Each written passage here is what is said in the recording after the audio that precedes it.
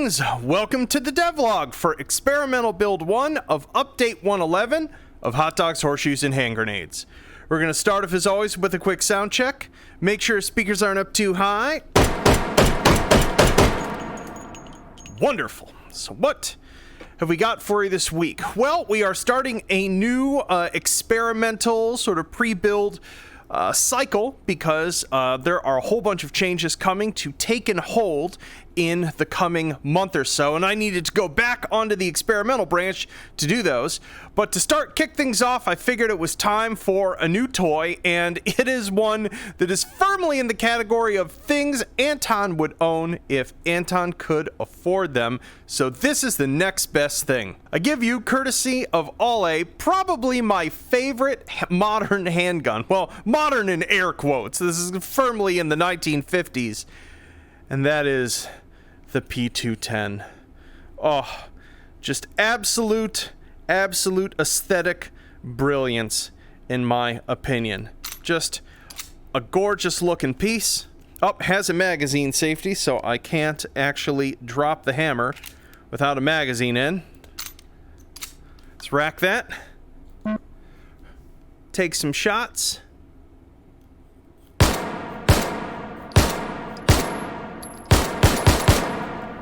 Nice punchy sound there.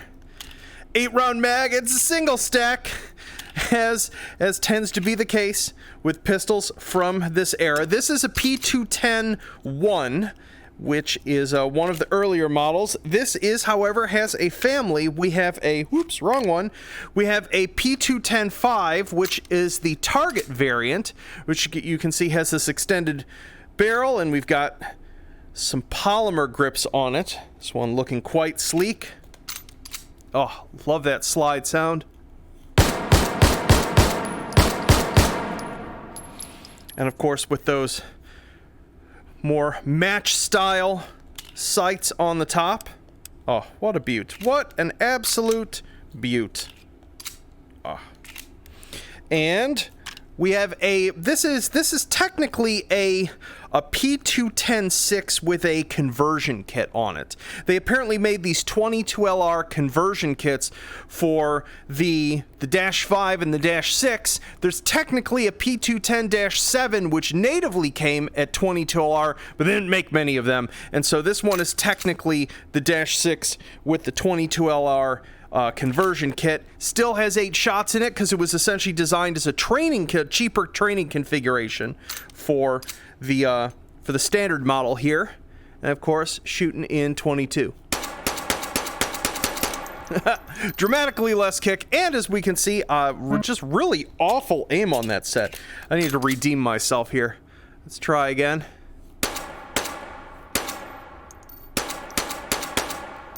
Much better, much better. That is much more acceptable.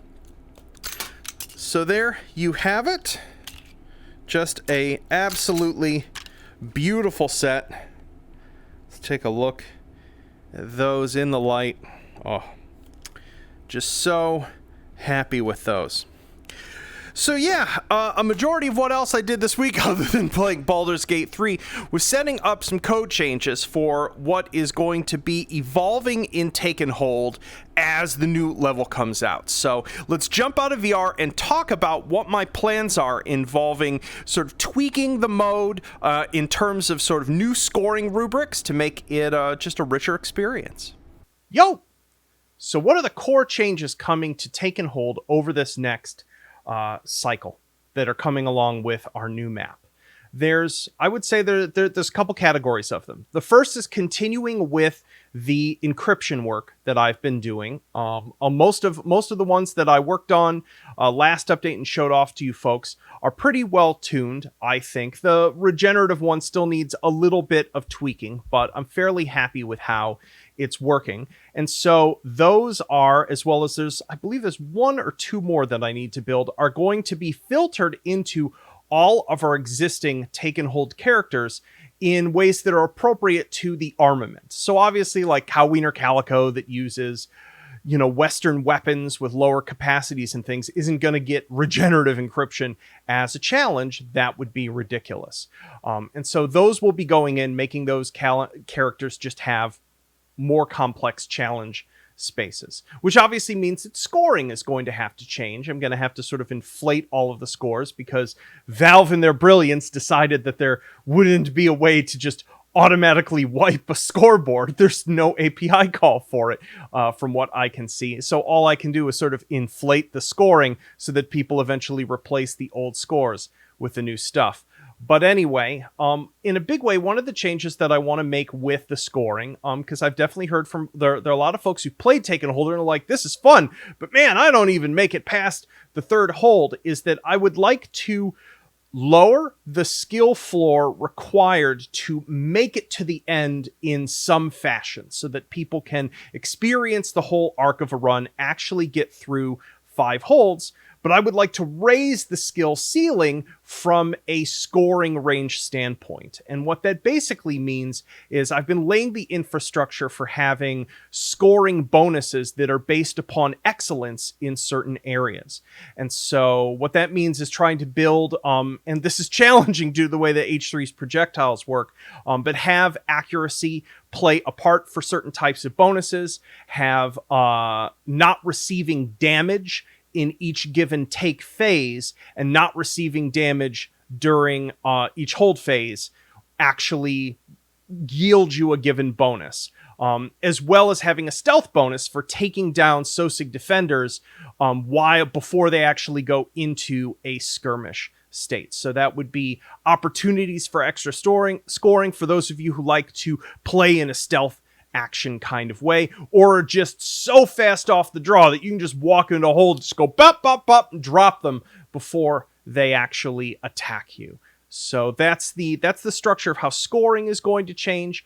I'm probably going to alter token costs across the board in a bunch of ways to make to change a little bit the way that acquiring higher capacity magazines work, and having that relate to tokens.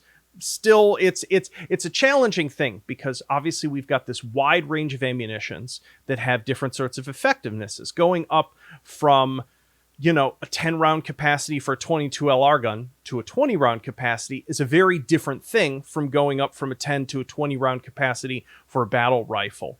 And the amount of tokens that you have in the game is fairly coarse.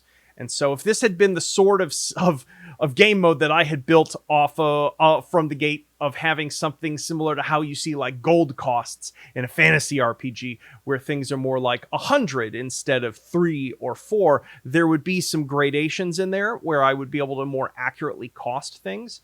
And so this is a design problem I still haven't really found a happy resolution to, but I want to give it some more attention instead of just having this very coarse, flat cost of going up just one tier of capacity, which affects certain magazines very differently, especially because Stanags, I think there can be a 5-round jump for those, so that isn't appropriate. So yeah.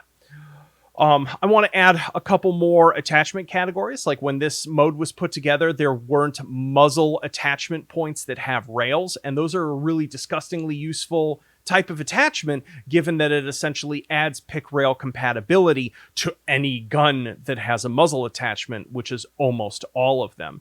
And so those deserve their own category, and those will definitely be popping up in a number of the Take and Hold characters.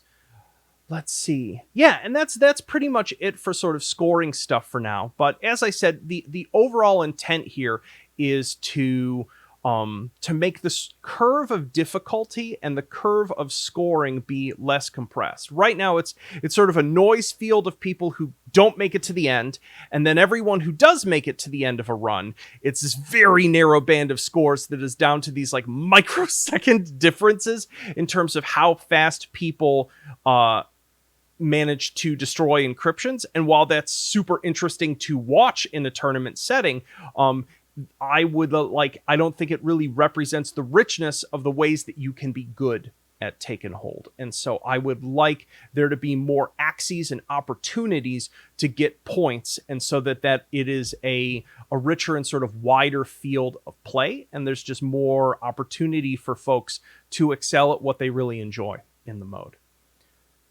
Cool. So there's that.